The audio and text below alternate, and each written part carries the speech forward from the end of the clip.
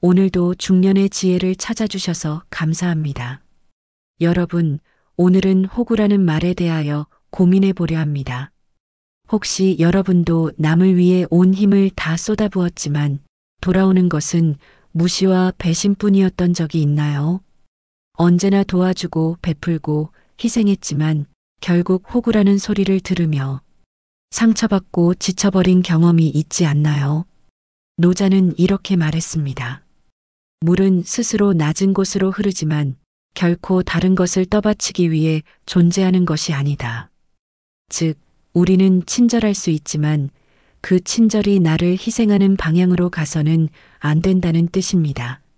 하지만 우리는 착한 마음이 오히려 독이 되어 상처받고 이용당하는 상황에 빠지곤 합니다.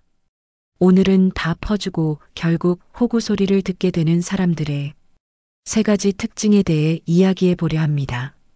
왜 그들은 이런 대접을 받게 되는지, 어떻게 하면 더 이상 이용당하지 않고 스스로를 지켜낼 수 있는지 함께 고민해 보겠습니다. 이건 단순한 이야기가 아닙니다. 우리 모두가 현실에서 겪고 있는 문제입니다. 여러분, 혹시 주변에 이런 사람이 있지 않나요? 어떤 일이든 거절하지 못하고 언제나 남을 먼저 배려하는 사람. 처음에는 따뜻하고 좋은 사람이라고 느껴질 수도 있지만 시간이 지나면 결국 호구라는 소리를 듣고 상처받고 많은 사람들. 이들은 왜 이렇게 될 수밖에 없는 걸까요? 다 퍼주고 결국 호구 소리 듣는 사람들의 첫 번째 특징에 대해 이야기해 보겠습니다. 세상에는 다양한 사람들이 있습니다.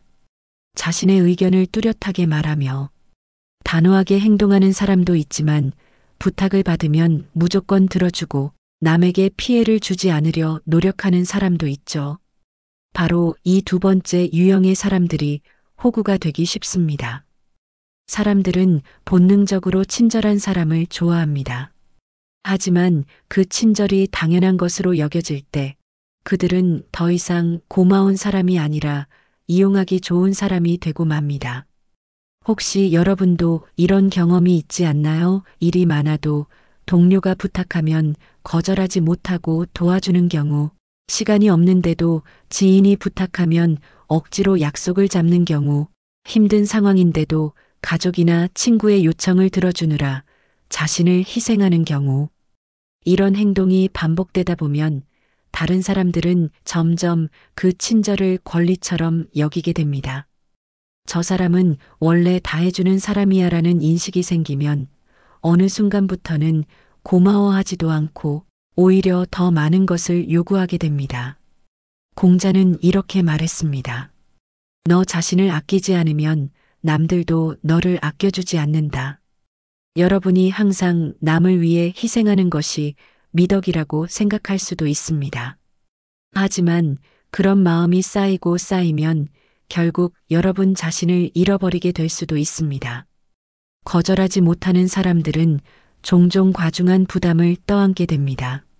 남들이 부탁하는 일을 모두 들어주다 보면 자신이 감당할 수 있는 수준을 넘어서는 경우가 많습니다. 결국 스트레스와 피로가 쌓여 삶의 질이 급격히 떨어지게 되죠. 또한 인간관계에서 불평등한 관계가 형성됩니다.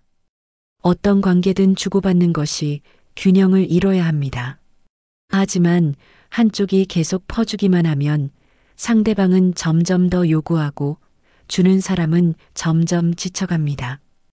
이런 관계가 지속되면 결국 소외감과 허탈감을 느끼게 되죠. 호구 소리를 듣는 사람들은 종종 자신의 가치를 낮게 평가하는 경향이 있습니다. 자신이 다른 사람에게 도움이 되어야만 가치가 있다고 믿으며 거절하는 것이 죄책감으로 이어지기도 합니다. 하지만 이는 건강한 사고방식이 아닙니다. 다른 사람을 돕는 것은 분명 중요한 덕목이지만 그 과정에서 나 자신을 희생하는 것은 옳지 않습니다. 내 시간이 소중한 것처럼 다른 사람들의 시간도 소중하지만 그것이 일방적으로 희생되어야 할 이유는 없습니다. 한번 부탁을 들어주면 다음에도 또 부탁이 옵니다. 이렇게 계속해서 요구를 들어주다 보면 어느 순간부터 그게 당연한 일이 되어버립니다. 그렇게 이용당하다가 결국엔 상처받고 관계를 정리하는 상황까지 가게 되는 것이죠. 상대방이 나를 당연한 존재로 여기기 시작하면 그때부터는 나를 존중하는 태도도 사라지게 됩니다. 그 관계는 점차 기울어지고 나만 손해를 보는 구조가 되어버립니다. 거절하는 것은 절대 나쁜 일이 아닙니다. 오히려 나를 지키기 위해 반드시 필요한 기술입니다. 그렇다면 우리는 어떻게 하면 효과적으로 거절할 수 있을까요? 명확하게 아니요라고 말하는 연습을 하세요. 미안하지만 이번에는 힘들 것 같아. 내 일정이 너무 바빠서 도와주기 어려울 것 같아. 핑계를 만들지 말고 솔직하게 이야기하세요. 정말 도와주고 싶지만 내 일정이 너무 빡빡해서 힘들어. 또한 스스로를 가치 있는 존재로 생각해야 합니다. 나 자신을 존중하는 태도를 가지면 다른 사람들도 나를 함부로 대하지 못합니다. 존중받고 싶은 만큼 나 자신을 먼저 아껴야 합니다. 무조건 퍼주는 것이 선한 것이 아니라 적절한 선을 그어야 건강한 관계를 유지할 수 있다는 점을 기억하세요. 이제부터는 생각해 보세요.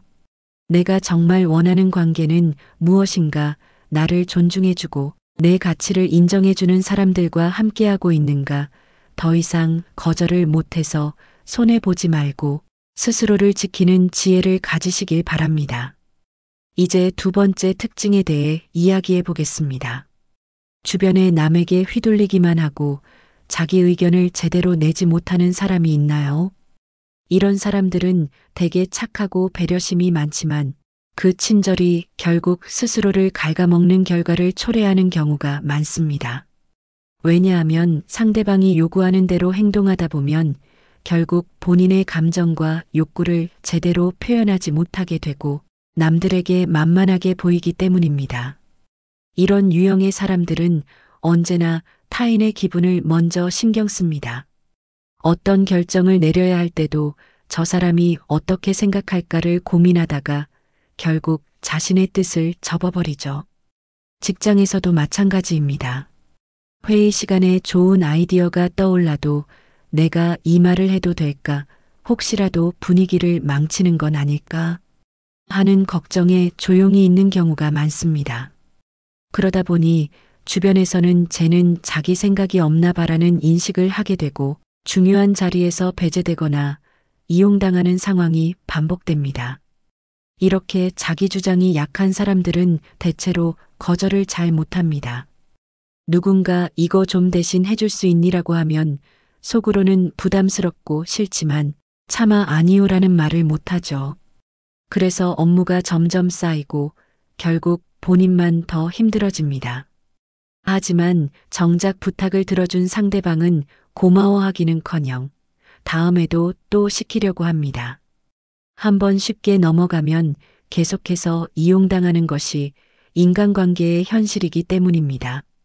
맹자는 자신을 낮추면 타인이 높아지는 것이 아니라 오히려 우습게 보일 뿐이다라고 말했습니다.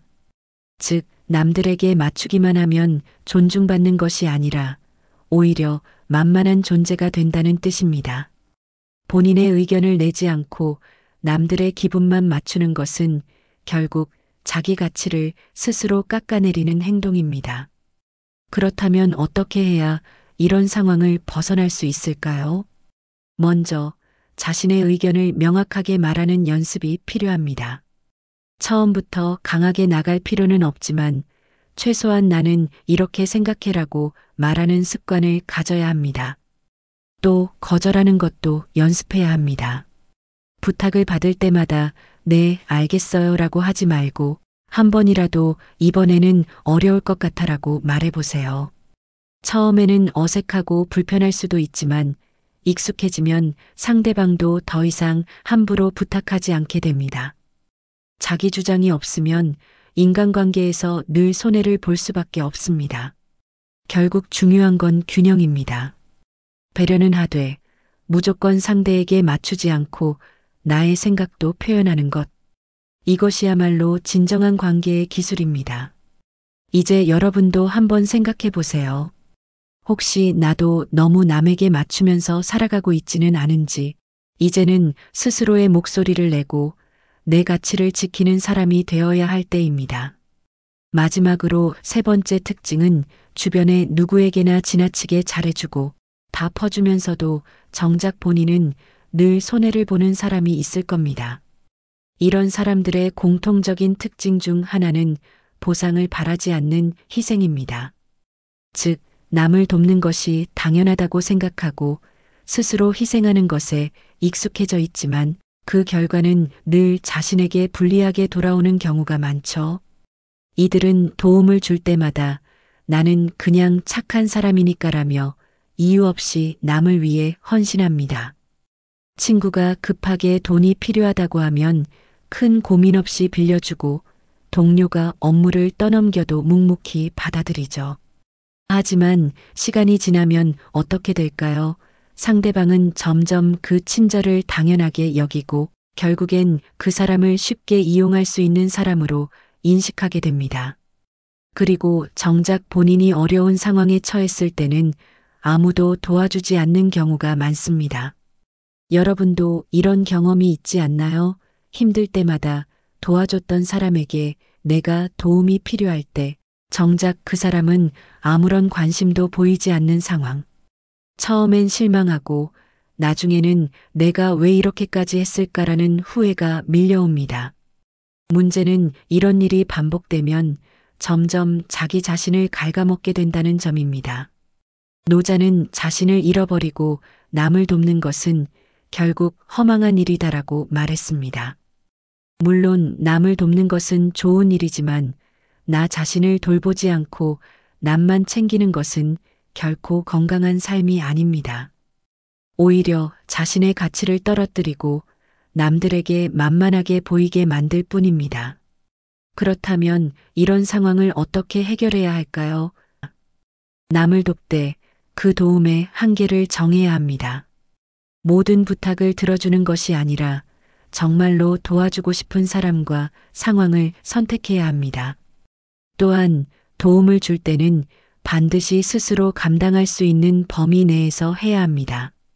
지나친 희생은 결국 본인만 힘들어질 뿐 아니라 상대방에게도 의존하는 습관을 길러줄 수 있습니다.